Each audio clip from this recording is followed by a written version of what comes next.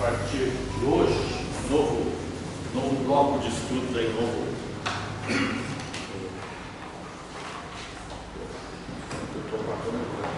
um monte de novo estudo sobre, obviamente, sobre a palavra de Deus, mas vamos nos basear praticamente no livro de duas cartas de Paulo aos Tessalonicenses. E vamos tirar, né? Nós vamos ter aí uns, sei lá, meio ano de estudo nessas cartas, ou mais, né? Dependendo do. Eu vou precisar de um auxiliar agora para pular esse negócio para cima. Eu não sei como é que eu vou fazer isso. Alguém me ajuda? Alguém me ajuda? Não?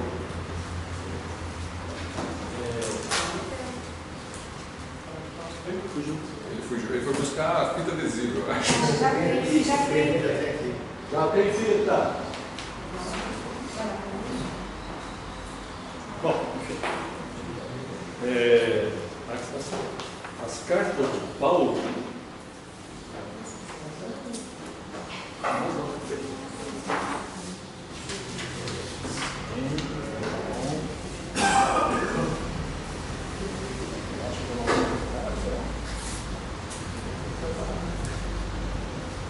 Beleza. Muito obrigado. Então, as cartas de Paulo são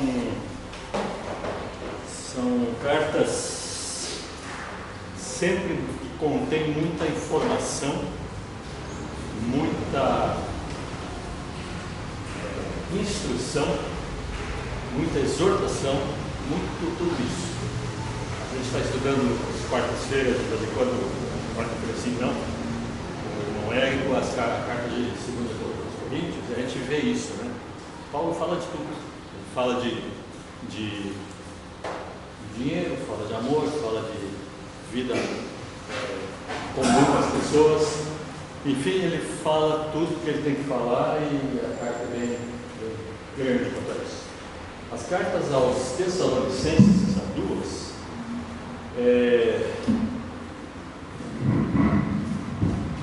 Corte para mim que eu não vou usar isso.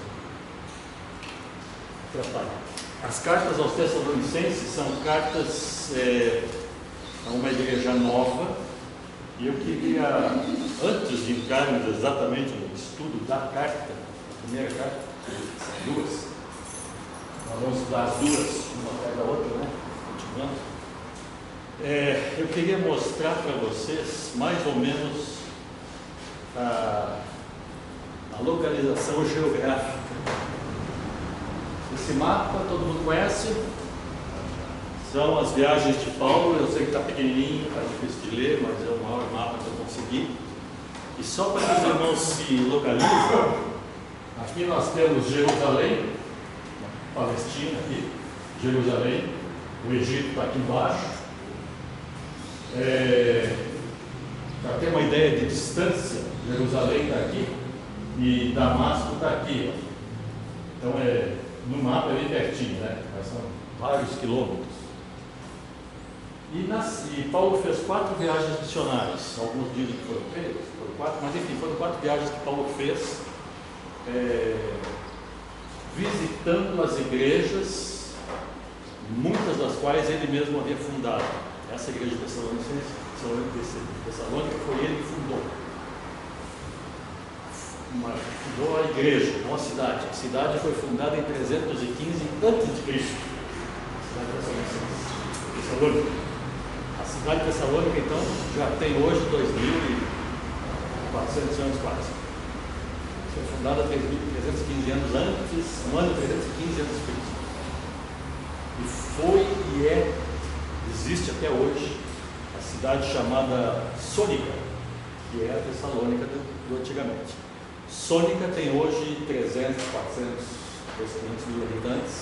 É a segunda cidade maior da Grécia, que é na região da Macedônia, a segunda maior cidade, porque só perde para Atenas, que é a capital.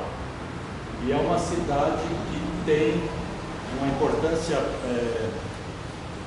econômica muito grande para aquela região. Tem porto, né? Então, é isso. E Tessalônica está aqui, ó. Só para que vocês enxerguem comigo, deixa eu achar de novo.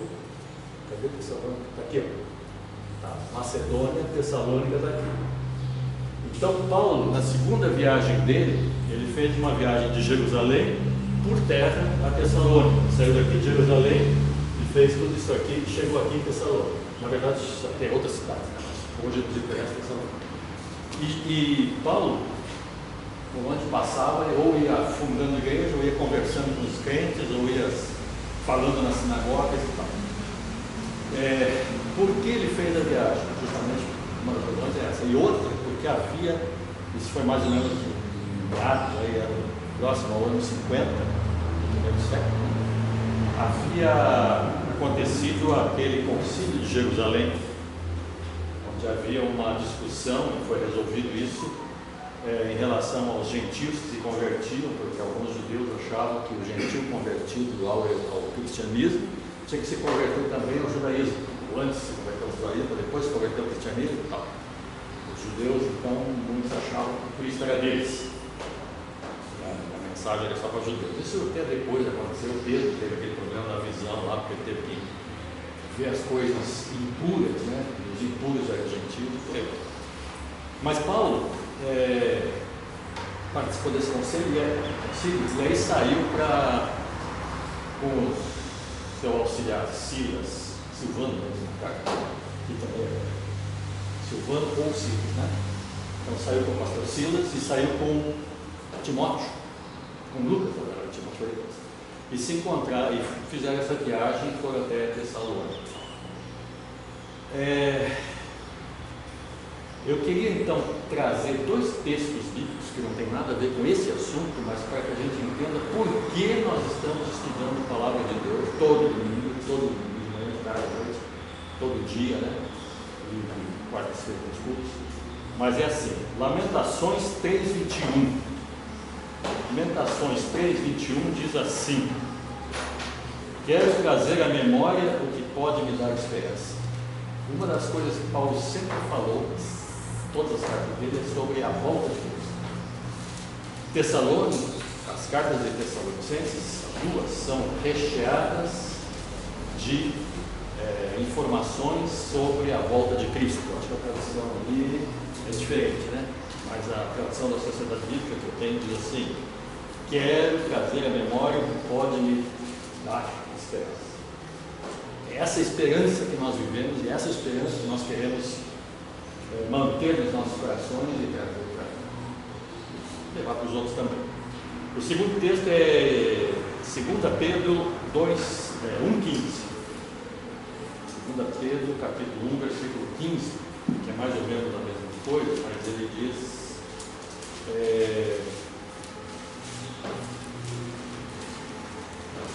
mas também eu procurarei em toda a ocasião que depois da minha morte tenhais lembrança destas coisas.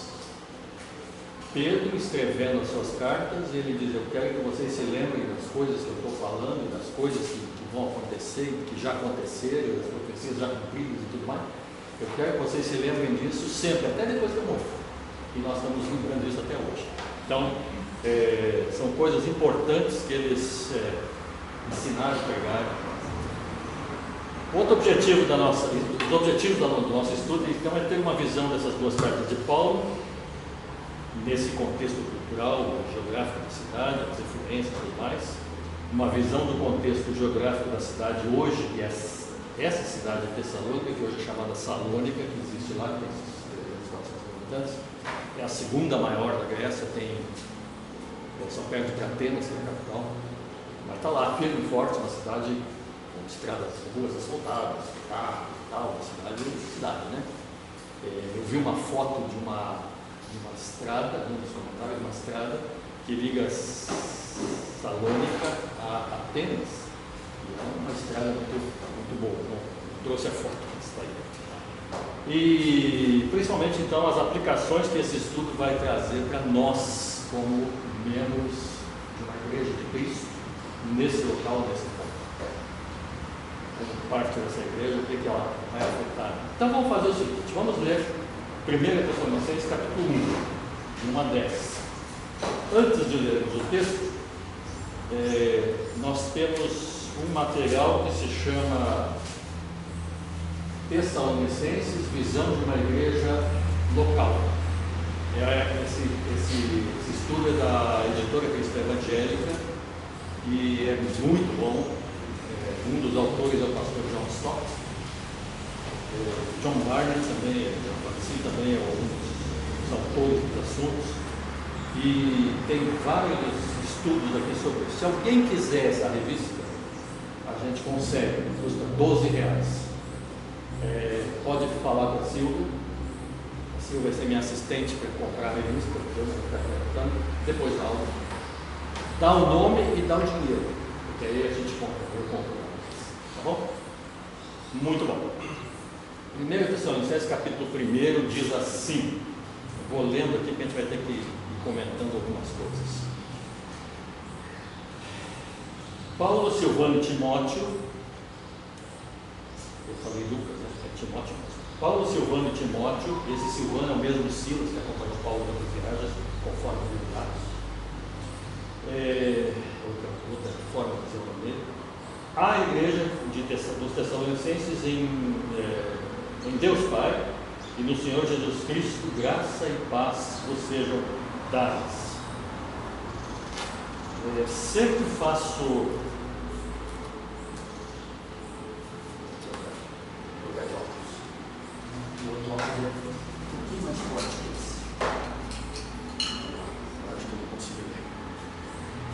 sempre damos graças a Deus por vós todos, fazendo menção de vós em nossas orações. Vamos prestando atenção nisso que Paulo vai dizendo. Fazemos menção de vós em nossas orações, lembrando-nos sem cessar da obra da vossa fé, do vosso trabalho de amor e da vossa firmeza e esperança em nosso Senhor Jesus Cristo diante de nosso Deus Pai. Reconhecendo, irmãos amados, de Deus a vossa eleição. Aqui nós já temos vários assuntos que Paulo aborda. Ele aborda o trabalho de amor, ou seja, o serviço cristão na igreja sempre tem amor. Aqui ele já fala também de irmãos amados, ou seja, todo o relacionamento dos irmãos todos. E fala aqui também, nesse versículo 4, sobre a vossa eleição, mostrando a ideia que ele sempre teve, que a Bíblia nos ensina, sobre a eleição de Deus dos seus filhos. Versículo 5: porque o nosso Evangelho não foi a vós somente em palavra, mas também em poder e no Espírito Santo, e em plena convicção, como bem sabeis, quais fomos nós entre vós por amor. Quais fomos entre vós por amor de vós. O que Paulo está dizendo? Ele diz assim: vocês já me conhecem, eu já passei por aí. Quando ele escreveu a carta, ele já tinha fundado a igreja. Eu passei por aí, vocês já me conhecem. Como é que eu fui, vocês já sabem. Então, assim eu agradeço a Deus porque vocês têm amado, vocês têm feito essas coisas. Versículo 7: de maneira que fostes exemplo para todos os fiéis da Macedônia e Acaia. Acaia é aquela região mais para cima lá, né?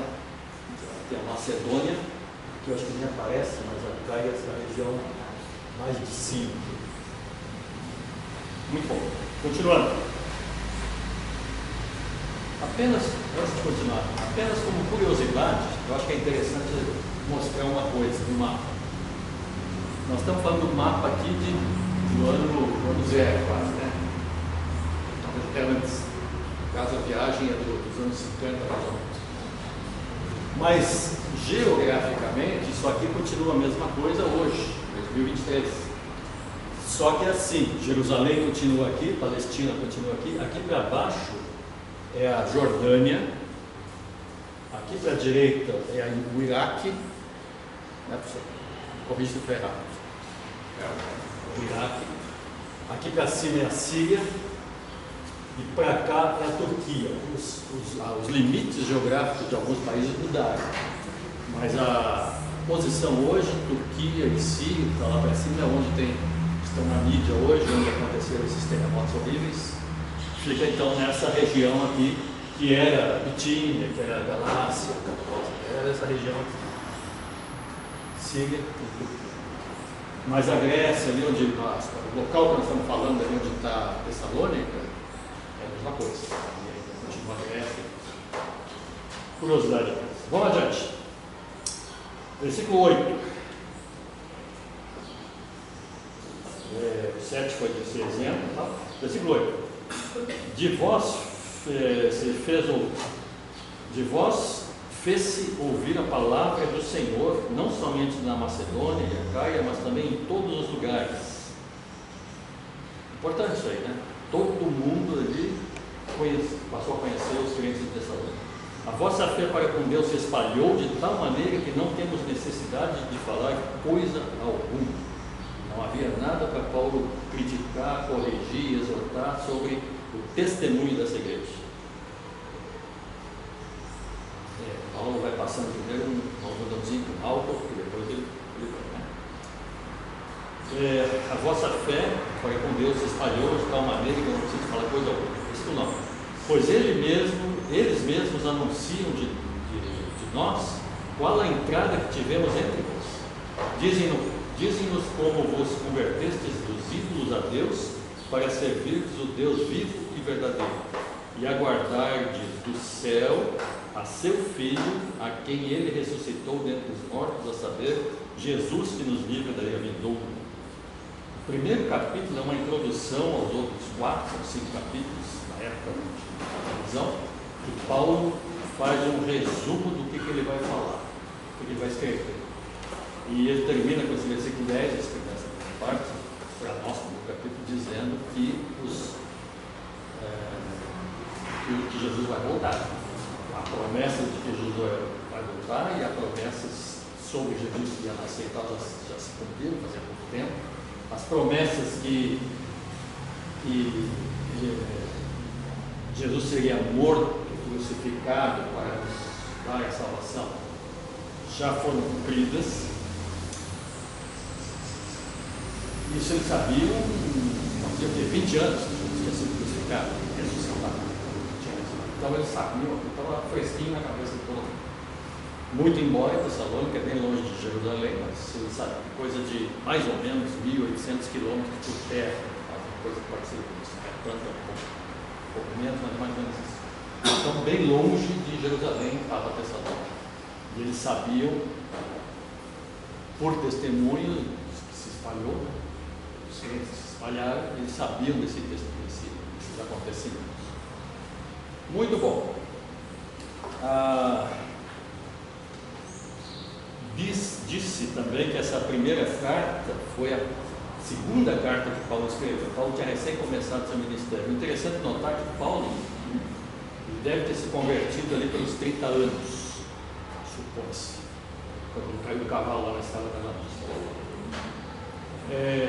Dali, algumas coisas, ele foi para Tarso, a cidade dele, que fica lá em cima. Tarso. Aqui. Jerusalém foi para Tarso. E lá em Tarso, dizem alguns comentaristas, que ele ficou 13 anos, outros falam 14, 13 anos, já convertido e esperando para fazer alguma coisa, de braços cruzados, sentado na praça, olhando para o horizonte. É isso? Não. Esses 13 ou 14, 13 anos, assim, esses 13 anos que Paulo ficou lá em Tarso, ele passou por um seminário. Nós não temos nenhum registro disso, mas podemos entender que logo depois, pelas cartas que ele escreveu, o trabalho que ele fez para a região toda, podemos entender que Paulo passou aquele tempo todo estudando e se preparando, Deus o preparando para o ministério que ele teria. Se ele tinha 30 anos, vamos falar em números redondos, quando se converteu, ele ficou 13 anos lá e teria então, quando ele começou o seu ministério, 43 anos, começar o ministério. E diz a tradição que Paulo morreu aos 63. Então ele teve um ministério de 20 anos apenas. Aí eu estava comentando em casa com a Silvia e disse, poxa, uma pessoa com o conteúdo de Paulo, Deus dá para ele só 20 anos de trabalho, ele deixa um legado para nós assim, imenso. Não para nós, né? O mundo inteiro, o resto, enquanto tiver mundo, existe o legado de Paulo. Aí eu falei assim, imagina se ele tivesse morrido com 83 anos, se ele tivesse mais 20 de ministério. Eu acho que a Bíblia ia ser bem mais grossa, a Santa Carta que ia ter. Entre aspas. Mas enfim, Paulo teve um ministério muito forte, muito profícuo. Ele foi vitorioso, né, no seu ministério, não porque ele fosse o melhor cara do mundo, que ele faleceu, não, ele largou isso tudo de mão, passou um tempão lá estudando e lendo e orando, lendo os profetas, decorando, ele menciona passagens do Velho Testamento, tá? Apesar de já ter sido fariseu, isso é uma coisa, ele estudou muito isso aí. Então, ele escreveu essa carta quando estava, foi depois. Aí depois ele saiu de lá e fez aquelas viagens, fundou algumas igrejas, e mais tarde ele escreveu a carta aos Tessalonicenses, anos 50 e alguma coisa, 52, 53, falam em 50 também, mas enfim, por ali, né? Não muito. E foi a segunda carta dele. A primeira carta que ele escreveu foi Gálatas, segundo alguns autores.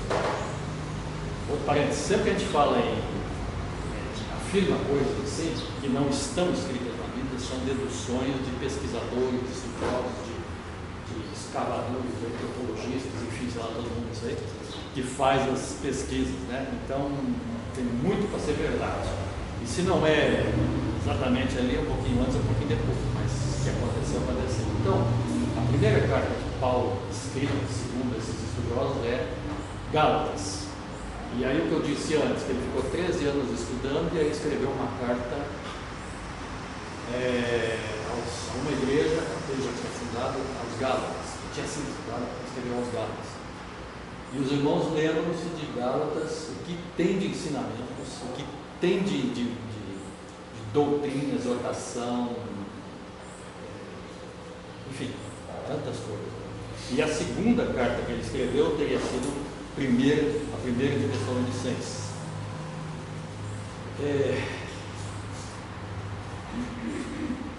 Então, logo em seguida, alguns meses depois, ele teria escrito a segunda.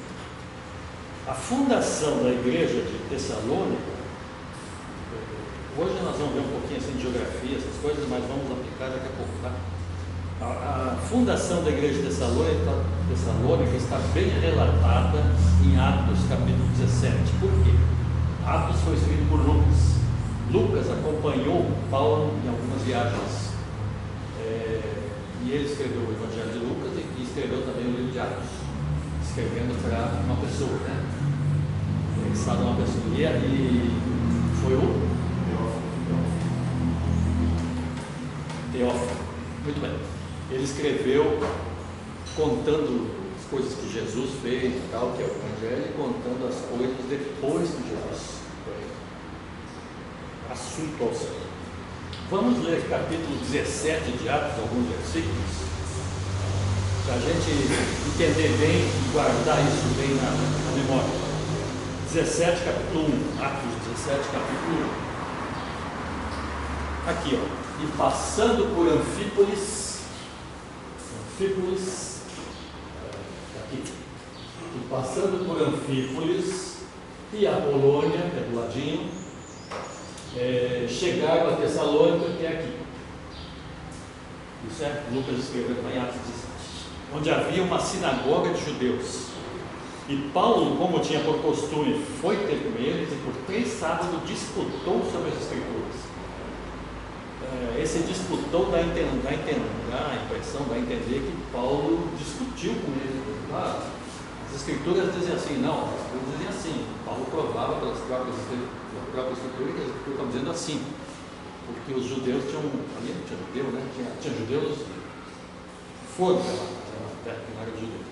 Mas enfim, eles tinha sinagoga, então tinha judeus. E eles estavam querendo provar para Paulo que era assim, e Paulo dizia: não, é assim.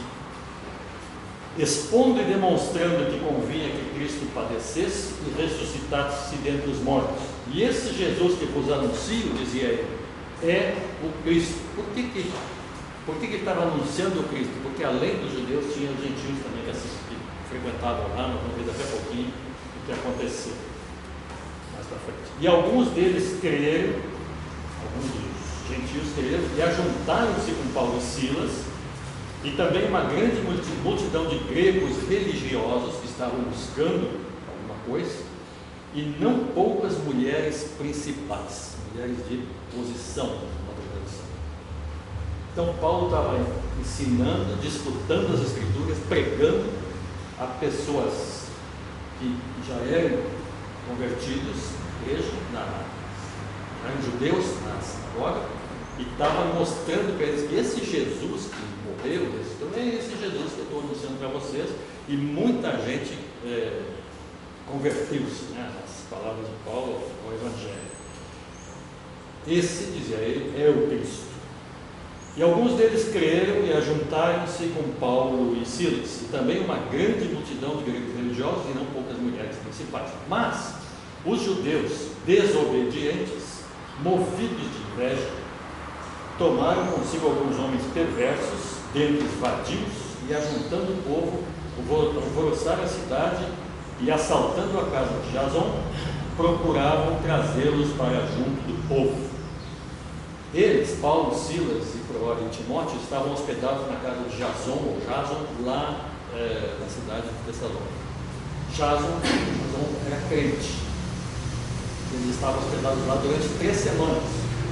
3 sábados, Paulo foi lá e falou na sinagoga, e durante a semana não ficava na beira da piscina, ficava falando com todo mundo, pregando, caminhando e tal, e muita gente se converteu. Mas os judeus invejosos da sinagoga tentaram fazer com que eles parassem com aquilo. E aí eles começaram a contratar, né, pessoas, homens vadios, como diz aqui, para fazer arruaça e tal, e fazerem falsas acusações. Aí eles foram lá assaltando a casa de Jason, procuraram trazê-los para junto do povo. Jason e os seus convidados, seus hóspedes. E não os achando, trouxeram Jason, porque os hóspedes não estavam lá naquele momento, e alguns irmãos à presença dos magistrados da cidade, clamando: esses que têm alvoroçado o mundo chegaram também aqui. Uma frase bem conhecida, e que nós podemos dizer hoje que isso é um elogio ao povo cristão. Esses que alvoroçaram o mundo têm chegado até aqui. Eles sabiam que os crentes em Jesus, tinham ressuscitado há 20 anos, um pouco mais de 20 anos, estavam alvoroçando o mundo para essa mensagem. Então, a mensagem de Cristo é realmente, Cristo ressurreto é realmente uma mensagem que alvoroça o mundo inteiro. E disseram mais, os quais Jason recolheu, e todos estes procedem contra os decretos de César, dizendo que há outro rei, Jesus, há outro rei, Jesus. E alvoroçaram a multidão e os principais da cidade que ouviram estas coisas. Eu gosto das comparações que existem na Bíblia, já tem mencionado de vez em quando. E aqui nós já temos uma comparação muito interessante. A acusação deles foi, e ajuntando o povo, alvoroçaram a cidade e disseram: esses que têm alvoroçado o mundo chegaram aqui. Os crentes alvoroçaram o mundo com a mensagem de Cristo. E no versículo 8 ele diz: e esses que estavam acusando alvoroçaram a multidão e os principais da cidade por ver essas coisas. Alvoroçaram de um jeito, os crentes alvoroçaram de outro jeito, os não crentes. O que eles queriam era um confronto, uma briga, alguma coisa para acabar com a proclamação do Evangelho. Esse é o ódio do bem. É o ódio do bem. Esse aí pode. Pode. Tá bom. Versículo 9: tendo, porém, recebido satisfação de Jason, ou seja, explicação de Jason e dos demais, o soltaram. Soltaram sob fiança, né? E logo os irmãos enviaram de noite Paulo e Silas a Bereia, e eles, chegando lá, foram à sinagoga dos judeus.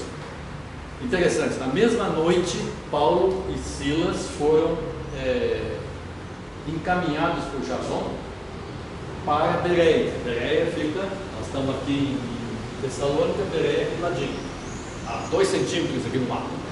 2 centímetros deve dar mais ou menos uns 30 quilômetros, 5 quilômetros, está pertinho. Então eles foram naquela mesma noite, que é a pé, para Bereia. E ali eles continuaram pregando o evangelho e fazendo o que tinham que fazer. Mas por que eles saíram de Tessalônica? Por causa da perseguição. Paulo entendeu o seguinte: aqui não dá para ficar, vamos adiante, porque tem mais gente que quer o evangelho, que já ouviram, tem gente que se converteu, então vamos adiante. E Jason, para poder, por segurança dele, da família dele, persuadiu-os a sair. A Bíblia diz que ele fugiu, né? Paulo fugiu. Em outra tradução fala em fugir. Muito bem. E logo os irmãos enviaram de noite, chegando a Bereia. E eles foram onde? Na sinagoga dos judeus, pregar na mesma noite. Ora, Paulo era de coragem, né? Então ele saiu, foi perseguido, saiu de lá de noite, caminhou a noite toda, não sei quanto tempo, 25 quilômetros para daí, umas 2 horas de caminhada forte, 3 horas de caminhada, né? Chegou lá em Bereia e foi para a sinagoga pregar. Esse logo pode ser de manhã cedo do dia, né? Consulta. Versículo 11. Ora, estes foram os bereanos, né? Foram mais nobres do que os que estavam em Tessalônica, porque de bom grado receberam a palavra, examinando cada dia as Escrituras, se estas coisas eram realmente assim. Agora deixa eu fazer uma pergunta para você. Em Tessalônica, Paulo pregou e muita gente se converteu, diz lá no versículo anterior. Muitos se converteram, muitas mulheres de posição, muitos gentios. Aí ele chega em Bereia, prega, e Lucas registra lá que estes foram mais nobres que os de Tessalônica, porque examinava a Escritura para ver se as coisas eram assim. Não está um negócio meio difícil de entender, né? Se lá eles se converteram, mulheres nobres, mulheres da sociedade se converteram, e agora os bereanos são mais nobres, mas estão se convertendo também, por quê? A questão é que lá em Tessalônica os judeus perseguiram, os próprios judeus perseguiram Paulo e Jason, e Paulo e seus amigos, seus colegas, seus colaboradores. Aí eles fugiram para Bereia. Bereia não aconteceu, não houve repulso, pelo contrário, todos que assistiam diziam: espera um pouquinho, bom, Paulo está dizendo que o profeta fulano falou isso aqui, olha, está aqui o rolo do profeta fulano, e lia lá o rolo e conferia se o que Paulo está dizendo é exatamente assim. Então eles foram mais nobres. Eu estou enfeitando a história, mas é mais ou menos isso que aconteceu. Bom, diga. Comentário aqui, já que eu trouxe essa colocação, quando a gente lê que os bereanos eram mais nobres porque eles conferiam nas Escrituras, geralmente a gente tem a impressão de que era boa a postura de Bereia porque eles estavam tentando ver o que Paulo falou, se era verdade mesmo, se eles tinham um espírito crítico, vamos dizer, vamos ver se é assim mesmo. Mas na verdade é o espírito crítico bíblico, porque os de Tessalônica tinham o espírito crítico, só que eles não conferiam na Bíblia, eles queriam matar logo de uma vez. Não é assim que eles estavam aceitando qualquer coisa. Um grupo queria matar e o outro não, o outro foi ver se isso é isso mesmo. Foi ver se é isso mesmo. É mais fácil calar quem está falando a verdade do que conferir se a verdade é verdade.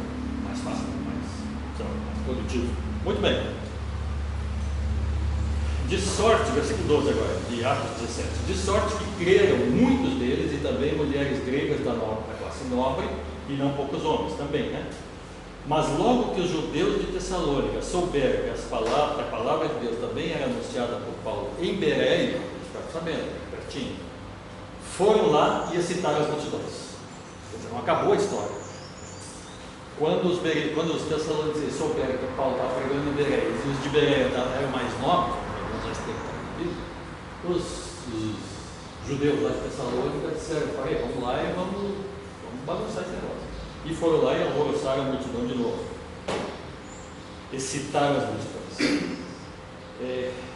No mesmo instante, os irmãos mandaram a Paulo que fosse até ao mar, mas Silas e Timóteo ficaram ali. A perseguição era contra Paulo, porque Paulo pregava. Silas e Timóteo eram auxiliares, muito provavelmente falavam, ensinavam, não ensina isso, mas não mostra isso, mas com certeza sim, né?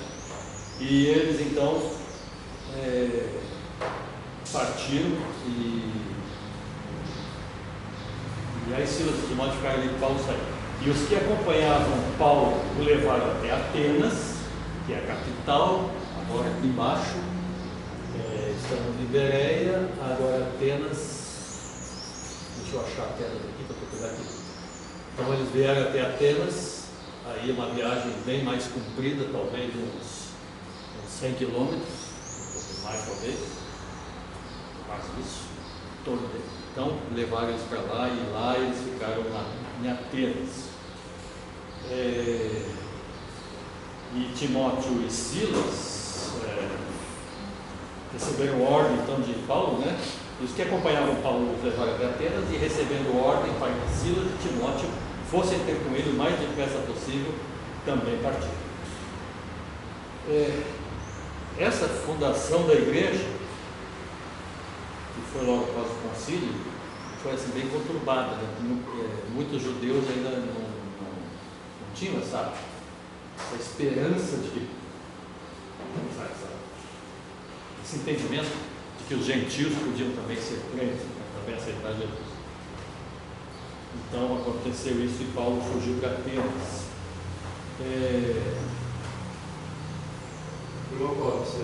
Voltando para a questão da nobreza, né? Vou também olhar no texto, quando ele fala sobre essa questão, ele usa a mesma palavra, mas para dois sentidos diferentes. Um é a nobreza da posição social, que são essas pessoas, e outro é a nobreza da atitude. Uns eram nobres em posição, mas não nobres em atitudes. Outros talvez não nobres em posição, mas nobres em atitude. Interessante. Muito bem, aí Paulo, depois disso aí, ele vai para Corinto. Essa é outra continuação da história, né? Que Lucas faz uma dissertação cheia de detalhes e tal no livro dos Atos, que não uns detalhes bastante ricos para que a gente estuda a Bíblia e entender as datas e locais. Lucas se refere a governos, a governadores importantes da sociedade, reis, tá? E dá datas.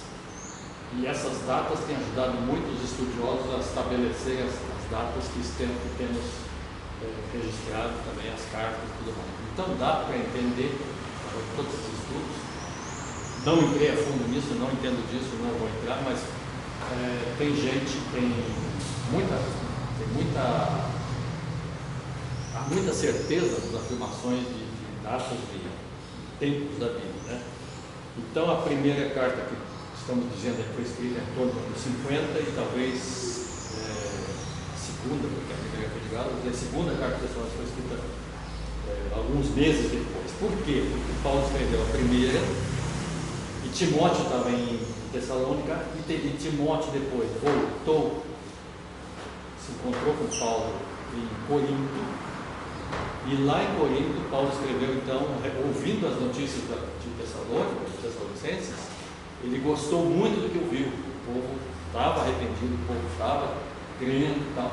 E aí ele escreveu uma segunda carta, nós temos aí 8 meses para ver se gostamos todos, e Paulo escreveu então uma segunda carta dizendo, elogiando assim, as atitudes dos Tessalonicenses. Pregações e ensinos de Paulo, que é o que nós vamos agora nos firmar nos próximos minutos de hoje, nos próximos meses. Por que nós temos que estudar essa carta, né? Por que ela está na Bíblia? Está na Bíblia porque contém a palavra de Deus, porque ela é a palavra que contém, ela é a palavra de Deus. sendo a palavra de Deus, ela é apta para nos ensinar, arguir, exortar e tal. Então nós temos que estudar a palavra de Deus e estudar a segunda carta, as duas cartas de Paulo Tessalonicenses. A primeira carta trata de assuntos básicos, na verdade as duas, tá? A gente mistura aí, mas tenta não misturar, mas trata de assuntos básicos da fé cristã: conversão, evangelismo, exortações, pureza física, perseguições, falsos ensinos, serviços ao Senhor, sustento pessoal e comunhão dos irmãos. Olha quanta coisa tem nessa cartinha pequena de 5 capítulos, 3 páginas. Também advertiu sobre idolatria, ameaças de impurezas sexuais, perigos de discórdia e rixas. Eu acho até que nós vamos fazer isso aqui lendo algum versículo de cada carta, de cada assunto. Primeiro, ele lembra os crentes da conversão e entusiasmo na evangelização. Versículo 4 e 6 do capítulo 1. Reconhecendo, irmãos amados de Deus, a vossa eleição. Isso é conversão, né? E no versículo 6, põe lá. E vós vos tornastes nossos imitadores e do Senhor, recebendo a palavra em muita tribulação, com gozo no Espírito Santo. Testemunho, divulgação do Evangelho, com muito gozo, mas com perseguições, né? Paulo sabia disso porque ele saiu de lá por perseguição. O segundo assunto que ele menciona lá é a conduta dos apóstolos e auxiliares durante a visita e depois dela, dos apóstolos Paulo, Silas e Timóteo, que foram lá e durante aquela visita, a conduta deles, o que eles fizeram, e depois que eles saíram, o que aconteceu. Então isso nós vamos ver no capítulo 2, que nós não vemos ainda, capítulo 2, 1, vocês lembram? Capítulo 2, 1, que diz assim: vós mesmos sabeis, irmãos, que a nossa entrada entre vós não foi vã, havendo primeiramente padecido e sido ultrajados em Filipos, versículo 2, como sabeis, tornamo-nos ousados em nosso Deus para vos falar o Evangelho de Deus no meio de grande combate. Então, a conduta de Paulo e apóstolo foi de conduta excelente, mesmo sob perseguição. E versículo 3:13 diz: possa ele vos confirmar os corações, para que sejais irrepreensíveis em santidade diante de nosso Deus e Pai, na vinda de nosso Senhor Jesus com todos os seus anjos, sobre o entusiasmo para a evangelização e para a vida cristã. Fiquem firmes, porque Jesus vai voltar com seus anjos. O segundo assunto que ele menciona, terceiro, exorta a respeito do autocontrole moral, basicamente sexual. 4, versículos 3 e 4. Primeira carta de Tessalonicenses, 4:4. Que cada um de vós saiba possuir o próprio corpo em santificação e honra. Esse é o versículo 4. O terceiro diz: esta é a vontade de Deus para a vossa santificação, que vos abstenhais da prostituição. Dá a entender que os crentes lá de Tessalônica estavam assim, meio sem controlar muito essas coisas nas suas vidas. E então Paulo precisou exortar, né? Ó, vocês têm que controlar o vosso instinto aí, vocês vão controlar porque vocês pertencem a Deus. Então, e depois do 4 ele fala: cada um de vós saiba possuir o próprio corpo em santificação e honra, né? Então isso resume tudo. Outro assunto que ele fala é amor fraternal e trabalho diário. É o 4:9 e o 11. No 9 ele diz: quanto, porém, ao amor fraternal, não necessitais que eu vos escreva, visto que vós mesmos estáis instruídos por Deus, que vos ameis uns aos outros. Depois que Paulo saiu, eles estavam realmente se amando uns aos outros lá na igreja de Tessalônica. E no 11, Então ele está falando aqui do amor fraternal. E no 11 ele fala do trabalho. No 11. Procurai viver quietos e tratar dos vossos próprios negócios e trabalhar com as vossas próprias mãos, como o Jabolo tem mandado. Eu já vou voltar a explicar isso aqui, porque tem um assunto muito interessante que explica por que Paulo falou isso. Já vamos voltar, se eu esquecer, alguém me lembra. Depois, no versículo 13, ele fala na firmeza na hora da morte de entes queridos. Versículo 13: não quero, porém, irmãos, que sejais ignorantes acerca dos que já dormem, ou seja, já morreram, para que não vos entristeçais como os demais que não têm esperança. Esse texto é um texto que nos anima e nos dá esperança até hoje.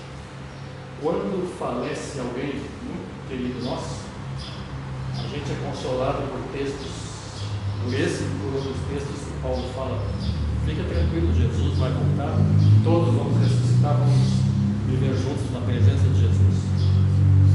Claro, diferente do que aqui, né? Porque lá nosso corpo está glorificado, nós não teremos pecado, então é uma coisa diferente. A nossa lembrança lá não vai ser uma lembrança que lembra dos momentos tristes, né? Isso é um outro assunto para ser discutido, mas de qualquer forma nós vamos nos encontrar com as pessoas que nós amamos. E Paulo então diz isso, porque eles estavam assim desesperados. Pô, morreu, e agora? E depois, no versículo,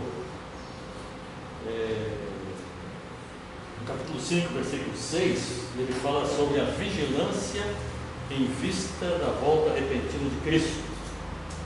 Não durmamos, pois, como os demais, mas vigiemos e sejamos sóbrios. Ser sóbrio não quer dizer não estar bêbado, né? O pessoal diz assim: está bêbado? Não, estou sóbrio. Ser sóbrio não é só não estar bêbado. Ser sóbrio é estar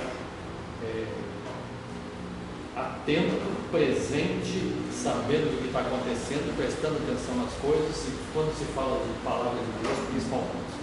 Então a sobriedade do crente é saber que Cristo volta e que nós iremos nos encontrar com Ele e que Ele vem daqui a pouco, daqui 2 dias, daqui 1 mês, daqui 10 anos, eu não sei, mas Ele vem.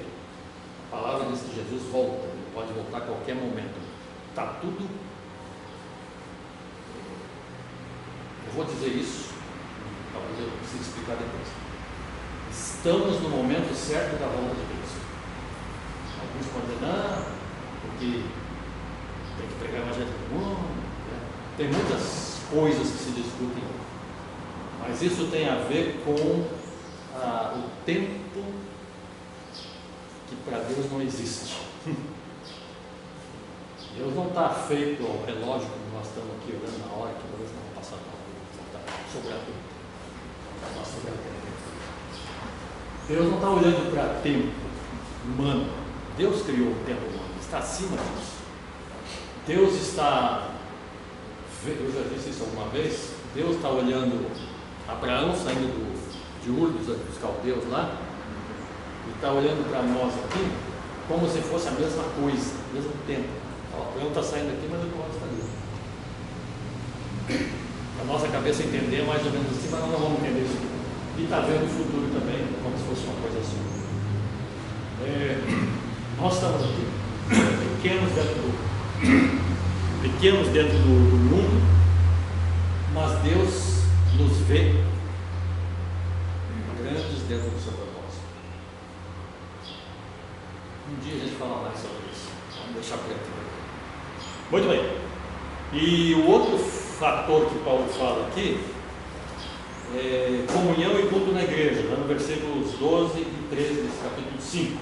Versículo 12: agora, pois, rogamos, irmãos, que reconheçais os que trabalham entre vós e os que presidem sobre vós no Senhor e vos admoestam.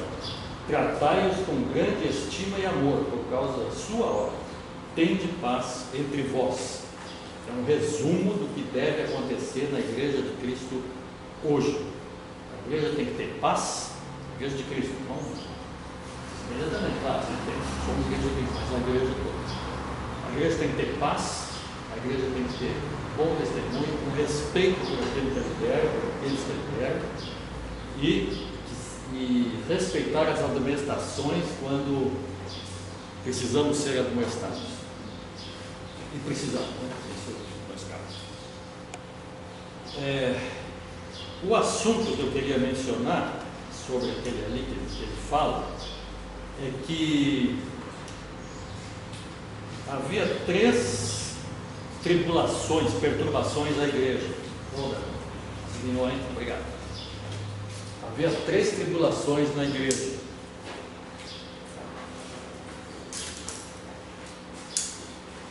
A primeira tribulação que eles estavam enfrentando, estamos falando de Tessalônica, era a perseguição religiosa que levou Jason lá. Jason apanhou, teve que pagar a fiança para ser preso e tal, e que Paulo fugiu e tal. Então, essa perseguição havia, de fato, fisicamente havia lá em Tessalônica. Então, nos capítulos 1, 3, 4, ele fala isso. Entrada de falsos ensinos, é a segunda perturbação, entrada de falsos ensinos, pelo seguinte: houve uma carta atribuída a Paulo, que chegou logo depois da primeira carta, dizendo que, basicamente, que Cristo já havia voltado, e que eles então estavam falando o que aqui? Se Cristo já voltou, Cristo já havia voltado. E aí Paulo escreveu e falou aquilo que eu falei antes lá, incertezas, né, por falta de ensinamentos corretos, que foi uma das perturbações da igreja. Então, veja lá no 2 Tessalonicenses 2, de 1 a 3. A gente já leu isso aqui 10 vezes, mais, sei lá, 10 vezes por semana, mas versículos 2, 1 a 3 de 2 Tessalonicenses. Vamos ler com cuidado, porque diz assim: vós mesmos sabeis, irmãos, que a nossa entrada entre vós não foi vã, havendo primeiro padecido e sido ultrajados em Filipos, como bem sabeis. Eu acho que estou no texto errado, é 2 Tessalonicenses, desculpe, segunda carta, que diz que capítulo 2, 1 a 3. Vamos de novo então. Ora, irmãos, quanto à vinda de nosso Senhor Jesus Cristo, a nossa reunião com Ele, rogamos-vos que não vos demovais facilmente do vosso modo de pensar, nem vos perturbeis, que por espírito, quer por palavras, quer por epístola, como se procedesse de nós, como se o dia de Cristo já tivesse chegado. Ninguém, de maneira alguma, vos engane, pois isso não acontecerá sem que antes venha a apostasia e se manifeste o homem do pecado. Já tinham lido isso? É muito interessante. Paulo está dizendo assim: vocês receberam uma carta aí de alguém se dizendo eu. Está bem claro isso, como se de nós recebemos. Vocês receberam uma carta, não fui eu não escrevi isso aí, porque está errado, isso aí é uma doutrina errada. Então, tenham cuidado para não vos demover facilmente do vosso modo de pensar, que eu ensinei para vocês. Havia esse problema lá. Quanto tempo Paulo tinha saído de Tessalônica? Meses. Porque entre a primeira e a segunda calcula-se alguns meses, dentro do mesmo ano. Então, Paulo saiu, foi para Bereia e tal, chegou em Atenas, chegou em Corinto. Quando estava em Corinto, recebeu a notícia de que a coisa estava, nesse aspecto, estava mal. Então ele escreveu a segunda carta, elogiando primeiro lá que eles tinham resolvido muitas coisas, mas tinha esse problema ainda, que eles estavam recebendo uma carta de alguém lá que se aproveitar, né? Fama de Paulo para, sei lá, fazer dinheiro com isso. Então, primeira perturbação, a perseguição. Segunda, carta atribuída a Paulo, que era dele, que estava enterrado. E a terceira, alguns crentes preguiçosos resolveram desistir de trabalhar. Está na segunda carta, capítulo 3, versículo 4, diz assim, segunda, 3. Confiamos no Senhor que fazeis e continuareis a fazer o que vos mandamos. Ora, O Senhor encaminhe vossos corações no amor de Deus e na constância de Cristo. 4. Acho que é 10, né? Acho que é 10. Eu não tenho aqui 10. Então 10 diz assim: pois quando ainda estávamos convosco, vos ordenamos isso. Se alguém não quer trabalhar, também não coma. Ouvimos que alguns entre vós andam desordenadamente, não trabalhando, antes intrometendo-se na vida alheia. Esses tais, porém, ordenamos e exortamos por nosso Senhor Jesus Cristo que trabalhem e sossegadamente e comam o seu próprio pão. É engraçado, né? Chega a ser engraçado, vamos dizer assim. Minha mãe diria: se não fosse triste, ia ser tão lindo. Se não fosse triste, ia ser até engraçado. Mas é uma situação triste, porque alguns irmãos receberam aquela carta falsa. Mas, bom, Cristo já veio, então nós já vamos subir. Vamos encontrar com Cristo.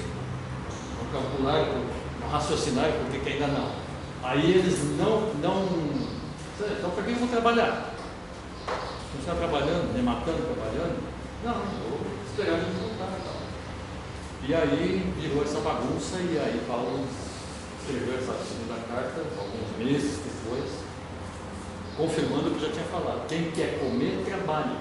Não vá comer na casa dos outros algum dia, não é assim que funciona. Muito bem. Então, como de costume aí, né? Nas outras cartas também, Paulo incentivou os crentes a serem fiéis ao ensino dos apóstolos e compartilhou as suas orações em favor deles também, como da necessidade que Paulo sentiu de que eles orassem. Uma coisa interessante, nessas duas cartas, em todos os capítulos, principalmente na segunda carta, na primeira não em todos, mas na segunda, todos os 3 capítulos, fazem menção à volta de Cristo, a parousia, como se chama isso, né? A volta de Cristo. Você teve já um termo, parousia, né? Vamos falar a volta de Cristo. Então Paulo fala em todos os capítulos da sua carta, na segunda, ele fala da volta de Cristo. Porque isso era um assunto que precisava ser bem ensinado. Muito bom. Entre tantas coisas interessantes das quais falamos, mesmo geograficamente, mesmo historicamente, mas nós podemos tirar coisas para a nossa vida. Entre tantas coisas interessantes para esse nosso crescimento espiritual, podemos destacar nas duas cartas alguns valores. E John Stott fez um comentário sobre essas cartas, e ele comentou algumas coisas. Ele falou sobre a personalidade de Paulo, destacou a personalidade de Paulo. Eu acho que Paulo é uma pessoa muito mansa. Há quem diga que não, né? Mas, puxa, ele escreve com vigor, né? Quando ele exorta, cala, isso, fede. Mas ele, quando ele exorta em amor, então ele ama as pessoas, ele mostra amor pelos outros, e isso está refletindo na personalidade dele. Ele é uma personalidade pastoral, uma personalidade paterna, amor paterno, humildade, firmeza na fé e firmeza nos ensinos. Isso é a personalidade. Modelo para todos os líderes da igreja de hoje. Os líderes das igrejas, sejam pastores, sejam os demais líderes, precisam ser amáveis, ter amor paterno ou materno, e persuadir e exortar quando precisa, elogiar quando precisa, cabe, para que a paz reine. Ah, mas exortando não tem paz. Tem, se a exortação for séria, baseada na palavra, e no momento certo, dirigida à pessoa certa, a pessoa com aquele problema, isso é benéfico segundo a palavra de Deus. Outra coisa são as características da igreja local. Paulo fala das bênçãos dessa igreja de Tessalônica na região. Então ele diz assim,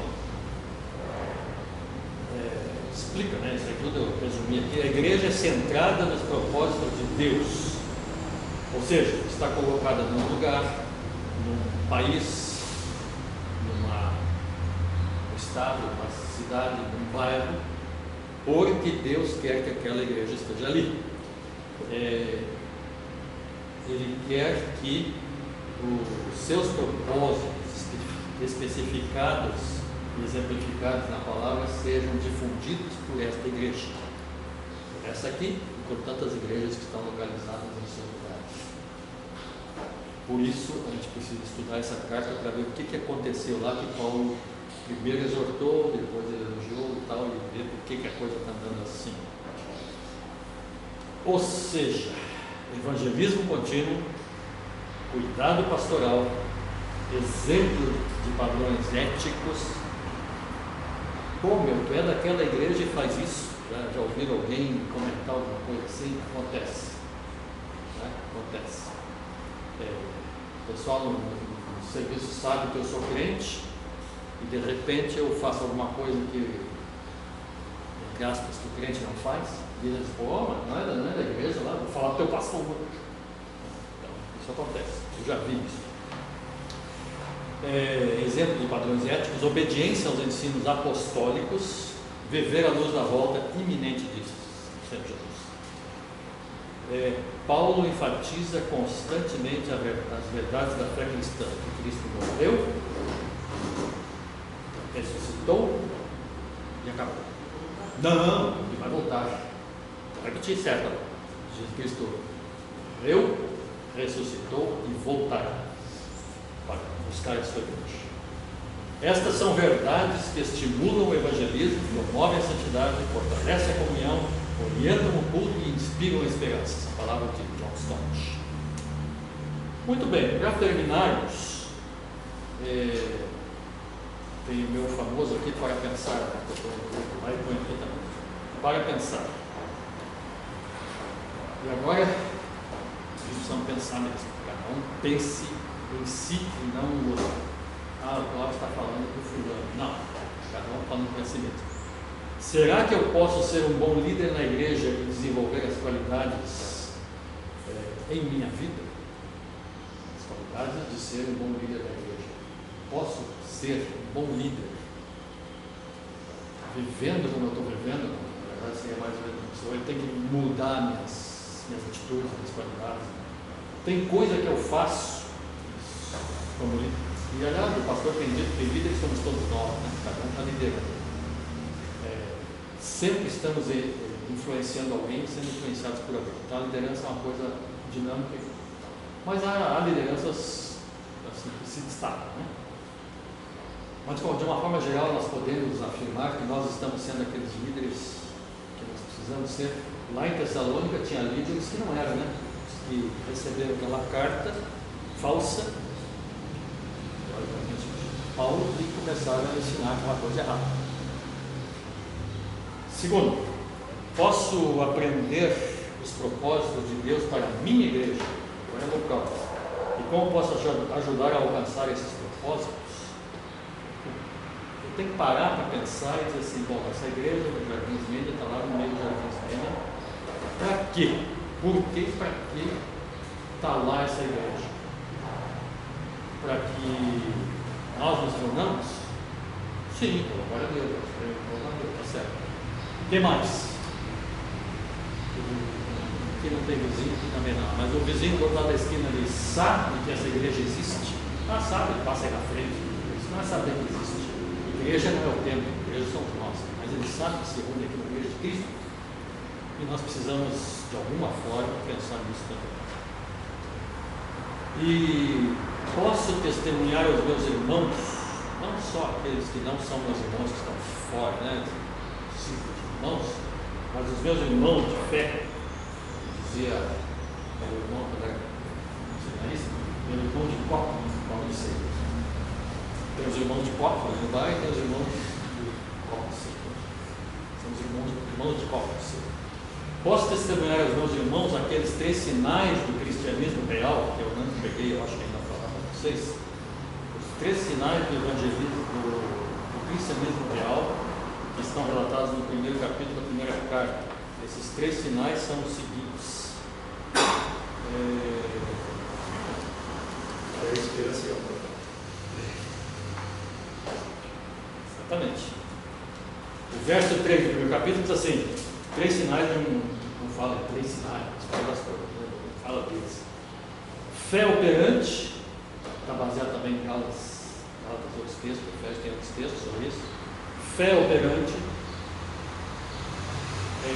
que no caso dele lá foi abandono dos ídolos e conversão a Deus, fé em Deus para abandonar os ídolos em uma cidade idólatra.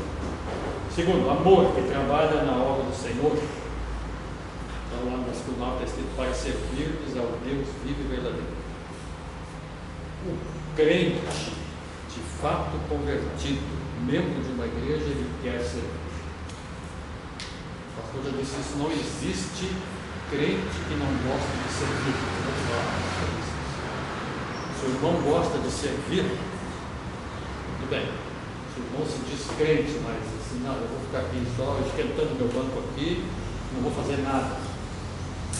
Não tenho capacidade de fazer nada, não sei fazer nada, não posso fazer nada. Pode.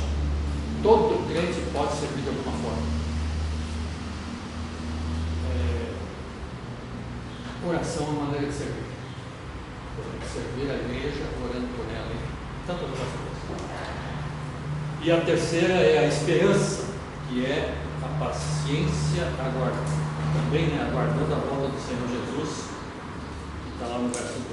Então, eu voltando aqui no meu encerramento, eu pergunto: posso testemunhar aos meus irmãos? Eles podem, não é que eu quero testemunhar, eu estou servindo ainda, eu estou servindo. Não é isso que eu estou dizendo. Estou dizendo assim: eu sentado aqui, fazendo qualquer coisa, alguém diz assim: puxa, aquele irmão ali está servindo, lá, aquele irmão lá está servindo, aquele irmão lá em cima está servindo.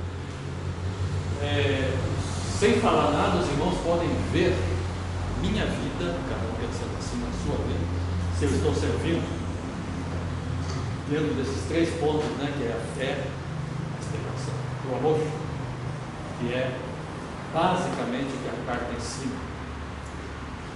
Agora vocês vão dizer para mim assim: pô, nós vamos estudar, fizemos uma viagem em helicóptero sobre a carta, né? Nós vimos toda uma panorama. Uma viagem em helicóptero, então foi meio com um jato, que fica a 10 metros de altura, 10 metros de altura, sei lá, e meio ao resto do chão, que nós estamos agora, que a gente não chega de tempo lá, mas é uma visão helicóptero, vimos acima de tudo isso. Agora nós vamos descer do helicóptero e a partir da próxima aula, que vai ser dia, de domingo desse, nós vamos continuar o assunto. Lembrando que quem quiser a revista, fale com a minha secretária, e deixe os R$12 de preferência, não é imprescindível, mas vamos orar para terminar nosso estudo. Nós te louvamos, nosso Deus, por todas as bênçãos que nos tens dado. Nós te louvamos por que podemos estudar a tua palavra em todo lugar, e aqui com nossos irmãos, com as portas e janelas abertas, meu Deus. Nós te louvamos porque temos essas cartas, não só de Paulo, mas todo outro conteúdo bíblico que nós temos para estudar. Obrigado, Deus, porque falas conosco através dessas coisas que foram escritas há tanto tempo. Mas agradecemos a Deus pela salvação de Jesus Cristo que nós temos, a certeza do eterno, a certeza da ressurreição em Jesus Cristo e a certeza, Deus, básica da tua vontade. Obrigado, Deus. Pedimos que prevines essa volta por amor aos teus servos. Em nome de Jesus nós oramos e agradecemos. Amém.